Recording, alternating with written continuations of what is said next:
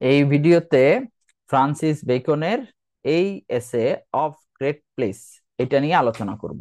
Of great place, of great place এটা হচ্ছে আহ, ক্ষমতায় গেলে ক্ষমতাবান ব্যক্তিদের আচরণ কেমন হবে তা নিয়ে এবং ক্ষমতার সুবিধা অসুবিধা নিয়ে। প্রথমেই বেকন বলছেন যে ক্ষমতা হচ্ছে একটা burden, power as a burden. তিনি বলছেন একটা লোক যখন ক্ষমতায় যায় তার তিনটা বার্ডেন হয়ে যায়। একটা হচ্ছে man is in great place, আর থ্রাইস সার্ভেন্টস, অর্থাৎ তিনটা জিনিসের সার্ভেন্ট হয়ে যায়। Servants of the sovereign or state. একটা ব্যক্তি যখন ক্ষমতায় যায় তখন সে আহ স্টেট, রাষ্ট্রের সার্ভেন্ট হয়ে যায়, রাষ্ট্রের মতো করে তাকে চলতে হয়।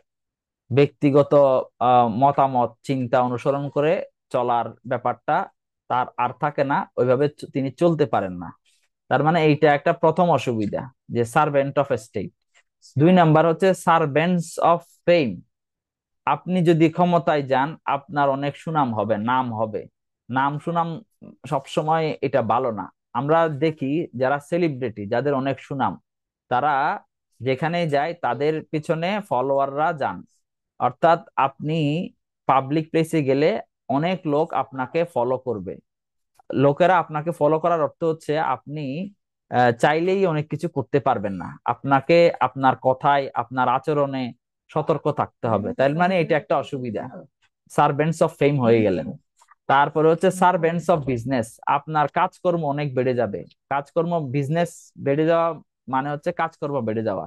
কাজকর্ম অনেক বেড়ে যাবে, তখন আপনি সার্ভেন্টস অফ বিজনেস হয়ে যাবেন। মানে হচ্ছে আপনি নিজেকে দেওয়ার মতো অনেক বেশি সময় পাবেন না, নিজের পরিবারকে দেওয়ার মতো অনেক বেশি সময় আপনার থাকবে না। তার মানে আপনি এই এইসব বিবেচনায় আপনার আহ যখন পাওয়ারে যাবেন তখন পাওয়ারটা আপনার জন্য একটা বার্ডেন হয়ে যাবে। আচ্ছা, এরপরে পাওয়ারের একটা নেচার, এই নেচারটা হচ্ছে করাপ্টিং নেচার। এখানে আছে দা করাপ্টিং নেচার অফ পাওয়ার। পাওয়ারের একটা প্রকৃতি হচ্ছে এরকম। কিরকম প্রকৃতি?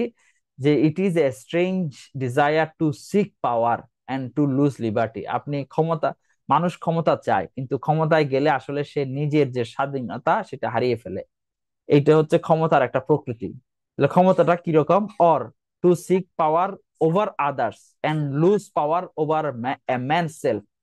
আপনি ক্ষমতায় গেলেন, ক্ষমতায় যাওয়ার অর্থ হচ্ছে আপনি ক্ষমতা পেলেন, সিক পাওয়ার, ক্ষমতা পেলেন ওভার আদার্স, অন্যদের উপর ক্ষমতা পেলেন। And to lose power over a man self, আপনি নিজের উপরে, নিজের এ ম্যান সেলফ, নিজের উপরে ক্ষমতাটা হারিয়ে ফেললেন। মানে কি? নিজের মন মতো অনেক কিছু আপনি সেই ক্ষেত্রে করতে পারবেন না। তার মানে ক্ষমতায় গেলে সবসময় যে আহ, ভালো সেটা না। হ্যাঁ।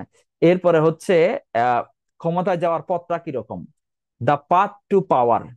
ক্ষমতায় যাওয়ার পথটা কিরকম? এখানে বেকন বলছেন এ উইন্ডিং স্টেয়ার কেস। তো ক্ষমতায় যাওয়ার পথটা কখনোই সহজ না, এটা আমরা সকলে খুব ভালোভাবে বুঝি। অনুমান করি যে ক্ষমতায় সহজে যাওয়া যায় না। এবং বেকন বলছেন all rising to great place, মানে গ্রেট প্লেসে উঠাটা সবসময় কি is by a winding stair. Winding মানে হচ্ছে জিগজ্যাগ, আঁকা বাঁকা। স্টেয়ার মানে হচ্ছে সিঁড়ি। তাহলে ক্ষমতায় যেতে গেলে মানুষকে আঁকা বাঁকা পথ দিয়ে যেতে হয়। ক্ষমতায় যাওয়ার এই যে ওয়েটা, হ্যাঁ, এটা কি না, এটা সহজ না। ক্ষমতায় যাওয়াটা সহজ না। ক্ষমতায় যেতে গেলে অনেক চড়াই উতরাই পার করে, অনেক বন্ধুর পথ পাড়ি দিয়ে ক্ষমতায় মানুষ যায়। এরপরে হচ্ছে আমরা দেখব যে corruption and the moral dangers of authority. আপনি অথরিটি মানে ক্ষমতা। মানুষ যখন ক্ষমতা পায়, ক্ষমতা পাইলে তার কিছু খারাপ, তার মধ্যে কিছু খারাপ গুণ আহ, আহ, এসে যেতে পারে। তো ফ্রান্সিস বেকন ক্ষমতাবান ব্যক্তিদের চারটা খারাপ গুণের কথা বলেছেন। এক নাম্বার হচ্ছে ডিলে। এখানে হচ্ছে দ্য ভাইসেস অফ অথরিটি আর চিফলি ফোর। একজন ক্ষমতাবান ব্যক্তির চারটা খারাপ গুণ। এক নাম্বার হচ্ছে ডিলেস, তার কাজে কর্মে ডিলে করা। হ্যাঁ, সে কাজে কর্মে দীর্ঘসূত্রিতা করে। ক্ষমতাবানরা কাজে কর্মে দীর্ঘসূত্রিতা করে। তো এইটা খারাপ, দীর্ঘসূত্রিতা করা খারাপ, কোনো কিছু কাজ আটকায় রাখা খারাপ। আর দুই নাম্বার খারাপ গুণ হচ্ছে করাপশন। ক্ষমতাবান ব্যক্তিরা দুর্নীতিতে নিমজ্জিত হয়। এটা সত্য যে অনেক ক্ষমতাবান বা বেশিরভাগ ক্ষমতাবান ক্ষমতা পেলে দুর্নীতি করে। অনেক ক্ষেত্রে ক্ষমতা এবং দুর্নীতি সমার্থক হয়ে যায়। তো করাপশন করা যাবে না। রাফনেস, রাফনেস মানে হচ্ছে কি কর্কশ হওয়া এবং হচ্ছে আচরণে খারাপ হওয়া, আচরণে মন্দ হওয়া। আচরণে মন্দ হওয়া যাবে না। ক্ষমতায় গেলে অনেকে আচরণে মন্দ হয়ে যায়, আচরণে মন্দ হওয়া যাবে না। আচরণে মন্দ হওয়া একটা ক্ষমতার একটা খারাপ গুণ। আর 4 নাম্বার হচ্ছে ফ্যাসিলিটি। ফ্যাসিলিটি মানে হচ্ছে কি কারো কাছ থেকে কোনো উপহার, উপঢৌকন গ্রহণ করা। তো উপহার উপঢৌকন গ্রহণ করলে ওই মানুষের যে ইয়েটা মর্যাদা কমে যায়। উপহার উপঢৌকন ব্যবহার নিলে যার কাছ থেকে উপহার উপঢৌকন নিব তার কাছে আমার ছোট হতে হবে। তো যারা ক্ষমতায় যাবেন মনে রাখবেন যে উপহার উপঢৌকন নিবেন না। হ্যাঁ, উপহার উপঢৌকন নেওয়া কিন্তু ভালো না। এটা দেখতে মনে হয় যে কিছুই কি হবে, আর হ্যাঁ কিছু হবে না, কিন্তু আসলে ব্যাপারটা সেই রকম না। উপহার উপঢৌকন নেওয়ার মাধ্যমে আপনি ওই ব্যক্তির কাছে ছোট হয়ে যাচ্ছেন, আপনি দুর্নীতির দিকে ধাবিত হচ্ছেন। সুতরাং উপহার উপঢৌকন নেওয়া, ফ্যাসিলিটি নেওয়া একটা খারাপ কাজ। আচ্ছা, ফ্রান্সিস বেকন আরো কি বলছেন সেটা একটু দেখি। সেটা একটা হচ্ছে এরকম যে ইউজ দ্য মেমোরি অফ দাই প্রিডিসেসর্স। আপনি আপনার প্রিডিসেসরদেরকে স্মরণ করবেন, মনে করবেন, মূল্যায়ন করবেন। হ্যাঁ, ফেয়ারলি অ্যান্ড টেন্ডারলি, তাদেরকে মূল্যায়ন করেন যথাযথভাবে এবং শ্রদ্ধার সাথে মূল্যায়ন করেন।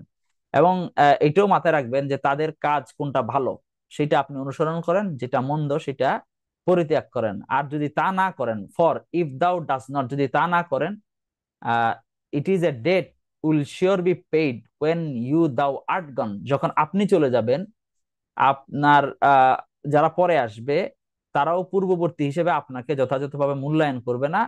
আর অর্থাৎ আহ, আপনি তাদের কাছে সম্মান পাবেন না। তার মানে কি, আপনার উচিত হচ্ছে পূর্ববর্তী লোকদের যথাযথভাবে মূল্যায়ন করা, তাদের ভালো কাজগুলো গ্রহণ করা, খারাপ কাজগুলো বর্জন করা। আপনি যদি তা করতে না পারেন, আপনার আহ এই সাকসেসররা আপনাকে যথাযথ মূল্যায়ন করবে না, এটাই স্বাভাবিক। তার মানে মূল্যায়ন পেতে হলে আপনি প্রিডেসেসর, যারা আপনার পূর্ববর্তী পাওয়ারে গেছেন, তাদেরকে যথাযথভাবে মূল্যায়ন করেন। আচ্ছা, আর একটা বিষয় হচ্ছে এখানে ফ্রান্সিস বেকন আমাদেরকে বলছেন যে আপনি যখন ক্ষমতায় যাবেন, হ্যাঁ, আপনাকে কনসিস্টেন্ট হইতে হবে, আপনাকে সৎ হইতে হবে। ফ্রান্সিস বেকন বলছেন সিক টু মেক দাই কোর্স রেগুলার। তা আপনি আপনার যে পদ, আপনার যে কাজ, এটাকে রেগুলার করেন। কাজ রেগুলার করা মানে এটা ওইরকম না যে নিয়মিত, সেই অর্থে না। এটা রেগুলার করা মানে আমার যে চিন্তা, আমার যে ওয়ে, আমার যে এই যে অনেস্টি, এই সবগুলো এমন হবে মানুষ যেন আমাকে দেখে অনুমান করতে পারে আপনি কি করতে যাচ্ছে। অর্থাৎ আমাকে কনসিস্টেন্ট হতে হবে, আপনাকে কনসিস্টেন্ট হতে হবে যদি আপনি পাওয়ারে যান।